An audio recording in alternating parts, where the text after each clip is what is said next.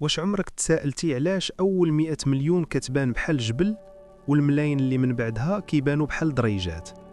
أنا رضا وغادي نشرح لك اليوم علاش أول 100 مليون هي اللي صعيبة، وكيفاش الطريق كيبان طويل للناس اللي ما عرفاش الطريقة الصحيحة.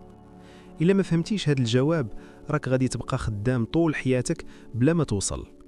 كتعرف علاش بزاف الناس كيبقاو كيجريو وما كيوصلوش؟ ماشي حيت ما خدامينش، وماشي حيت ما ذكيينش. أول 100 مليون هي اللي صعيبة، ماشي حيت الفلوس قليلة، ولكن حيت العقل خاصو يتبدل. إلا كنتي كتظن أن المشكل في الفلوس راك غلط، والمشكل فيك. في الأول راك ماشي كتخدم باش تربح، راك كتخدم باش تتعلم.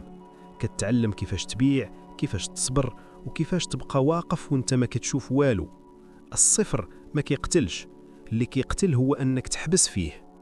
في الأول كتكون عبد للوقت ديالك، إلا ما خدمتيش ما كيناش الفلوس، وكتبقى كتقول غير نزيد نخدم كتر. الخدمة بزاف ما كتغنيش، الذكاء في التكرار هو اللي كيغني. إلا كان الدخل ديالك مربوط بالوقت راك دايما محدود.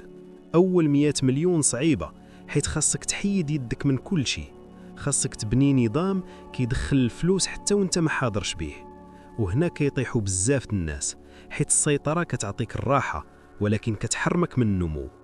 الراحة دابا ولا الحرية من بعد؟ اختار. كاين مرحلة خطيرة بزاف، مرحلة فين كتشك في راسك، كتقول واش هادشي كامل عنده معنى؟ الجواب تا واحد ما متأكد، ولكن الفرق شي واحد كيبقى واقف حتى يطمن راسه، وشي واحد كيتحرك رغم الخوف. السوق ما كيسولش واش واجد، السوق كيسول واش غادي تدخل ولا لا. إلا وصلتي لأول 100 مليون راك ما غير ربحت فلوس، راك ربحت عقلية. فهمتي كيفاش تجيب الزبون، كيفاش تعاود نفس العملية، وكيفاش تكبر النتيجة. من تما ال200 و300 كيبقاو غير أرقام. أول 100 مليون كتبنيك، اللي من بعدها غير كيتزاد ليك. إلا كنتي دابا في البداية وحاس براسك بوحدك ومتلخبط، راك في المكان الصحيح. ما تحقرش المرحلة ديالك، وما تقارنش راسك باللي سبقوك.